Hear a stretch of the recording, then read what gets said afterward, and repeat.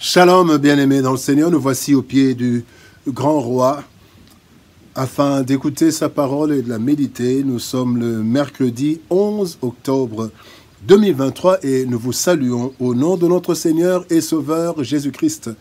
Nous allons lire un texte dans la première lettre de Pierre, chapitre 4, verset 8. Nous lisons dans deux versions. Dans Parole de vie 2017, il est écrit « Avant tout, aimez-vous de tout votre cœur parce que l'amour efface beaucoup de péchés. » Dans la Bible du Semeur, il est écrit « Avant tout, aimez-vous ardemment les uns les autres car l'amour garde le silence sur un grand nombre de péchés. » L'amour efface les péchés. L'amour efface les péchés. Tel est le thème de notre méditation de ce mercredi 11 octobre 2023. Bien-aimés dans le Seigneur, le péché est sans nul doute le plus grand problème de l'humanité. Et ses conséquences sont énormes, apportant la mort sous plusieurs formes, ainsi que le dit Romains chapitre 6, verset 23, il est dit « Le salaire du péché, c'est la mort ». L'œuvre de la croix a apporté la solution au problème du péché pour tout celui qui croit au Fils de Dieu. Jean chapitre 3, verset 16. Cependant, jusqu'à l'avènement des nouveaux cieux, de la nouvelle terre et de l'anéantissement de l'ennemi, le péché agit encore et nous en voyons les effets chaque jour. Le texte de ce jour nous révèle que le remède du péché, c'est l'amour. L'amour de Dieu pour l'humanité, certes, mais aussi l'amour sincère des uns envers les autres. C'est ce à quoi Dieu nous appelle ce jour dans cette méditation et nous allons voir comment cet amour intervient dans le problème du péché. Premièrement, parlons de l'amour de Dieu qui a effacé nos péchés. L'amour de Dieu a effacé nos péchés. Dans Colossiens chapitre 2, verset 14, nous lisons dans la version Parole de vie, il est écrit « Il a effacé le document de nos dettes qui nous accusait et qui était contre nous à cause des règles établies. Et il l'a détruit en le clouant sur la croix. » Aucun acte humain, bien-aimé, n'a provoqué le salut de l'humanité. Aucun.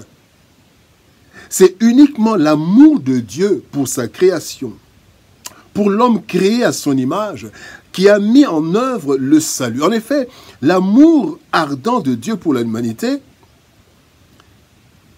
a fait en fait quatre choses. Première chose, c'est que cet amour a fait naître le plan de salut depuis le jardin d'Éden, là où l'homme a péché. Genèse chapitre 3, verset 15. La descendance de la femme écrasera la tête du serpent. C'était là déjà le plan du salut. L'amour de Dieu pour l'humanité a fait que le Christ accepte de devenir un simple homme, exposé aux méfaits des êtres humains. Philippiens chapitre 2, verset 7. L'amour ardent de Dieu pour l'humanité a fait que Christ accepte la mort. Et quelle mort? La mort la plus honteuse et scandaleuse, celle de la croix, lui qui était totalement innocent. Philippiens chapitre 2, verset 8. L'amour ardent de Dieu a fait couler le sang de Christ. Dieu a fait couler le sang de Christ qui nous purifie. 1 Jean chapitre 1er, verset 7. L'amour ardent de Dieu a fait que Dieu oublie le péché que nous confessons. Ésaïe chapitre 43, verset 25. Il dit qu'il ne se souvient plus. Il oublie quand il pardonne. Il oublie. Bien-aimés dans le Seigneur, si ce n'était pas l'amour de Dieu, l'humanité n'aurait jamais été sauvée. Deuxième chose, parlons de notre amour qui efface les péchés des autres. Dans 1 Corinthiens chapitre 13, verset 7, il est dit « L'amour excuse tout, il croit tout, il espère tout, il supporte tout. » Lorsque nous aimons sincèrement, bien-aimés, les offenses des autres sur nous ont de l'impact, certes, mais cet impact est amorti par la force de l'amour. Pour cela, il faut que cet amour soit véritablement venu de Dieu. Et ainsi, devant l'offense, nous voyons la faiblesse de l'homme et non sa méchanceté. Grâce à l'amour. Grâce à l'amour, bien-aimé, nous comprenons que c'est un esprit qui agit en la personne qui nous offense et non la personne elle-même. Grâce à l'amour, nous considérons l'œuvre de Christ accomplie en faveur de tout homme et même de cet homme, cette femme qui nous offense. Grâce à l'amour, bien-aimés, nous réalisons que nous aussi, nous offensons d'autres personnes qui nous pardonnent.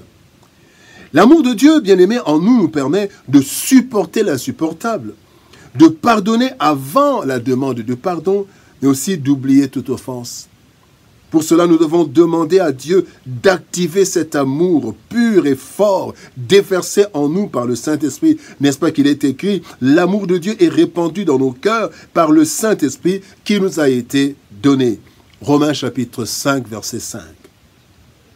Troisième chose, notre amour efface nos péchés aux yeux des autres. Dans Luc chapitre 7, verset 4 à 5, il est dit, les anciens arrivèrent auprès de Jésus et ils le supplient en disant, « Cet homme mérite que tu fasses cela pour lui. En effet, il aime notre peuple et c'est lui qui a fait construire notre maison de prière. » Bien-aimés dans le Seigneur, non seulement notre amour nous fait effacer les péchés des autres, mais en plus notre amour pousse les autres à effacer nos fautes sur eux. Cet officier dont parle Luc 7, cet officier romain représente la répression, l'occupant. La répression de l'occupant. Et cet homme a manifesté son amour envers le peuple d'Israël.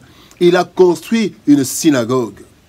Cet acte d'amour a fait que le peuple oublie même qu'il faisait partie des oppresseurs et demande une faveur pour lui auprès de Jésus. Ce n'était plus l'oppresseur, c'est quelqu'un qui par amour a fait du bien et ses péchés ont été oubliés. L'amour est plus fort que le péché, bien-aimé. Lorsque nous posons des actes sincères d'amour, les autres sont conscients de nos fautes, mais ils voient plus la manifestation de l'amour et ils sont prêts à effacer nos fautes dans leur cœur. Ne considérons que les actes d'amour. L'amour, bien-aimé, sentiment de vive affection pour l'autre, est le seul remède au péché. Il nous permet d'accomplir toute la loi de Dieu, nous aide à oublier le mal que les autres ont commis contre nous, et aussi aide les autres à faire un trait sur nos fautes. C'est ainsi que nous sommes appelés à avoir cet amour ardent les uns envers les autres, ce qui nous permettra de mener une vie paisible, pardonnant et étant pardonné. Et cela pour une vie tranquille, en attendant l'avènement du Christ, qui mettra fin définitivement à la puissance du péché en anéantissant la mort. Il est écrit dans 1 Corinthiens chapitre 15, verset 26, « Le dernier ennemi qui sera détruit, c'est la mort. » Prions. Éternel Père de gloire, Dieu Tout-Puissant, merci pour ton amour et ta bonté. Merci pour la grâce que tu nous fais, Seigneur de gloire, par ton amour. Par ton amour, tu nous as aimés, tu t'es donné, tu t'es sacrifié. Et tu veux que nous aussi, nous puissions aimer. Parce qu'en aimant les autres, nous effacerons, nous oublierons leurs péchés, mais aussi en aimant, en posant des actes d'amour, les autres verront notre amour au-dessus de nos fautes. Aide-nous, Seigneur, par l'amour que tu as déversé dans nos vies, dans nos cœurs par le Saint-Esprit, et donne-nous, Seigneur, de toujours avoir comme vie, comme force devant le péché, l'amour. C'est dans le précieux et merveilleux nom de Jésus-Christ que nous avons ainsi prié, Père.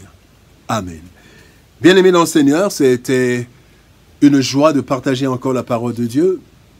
Par la grâce de Dieu, nous nous retrouvons demain pour une nouvelle méditation. Shalom, au revoir, et par la grâce de Dieu, nous nous retrouvons demain.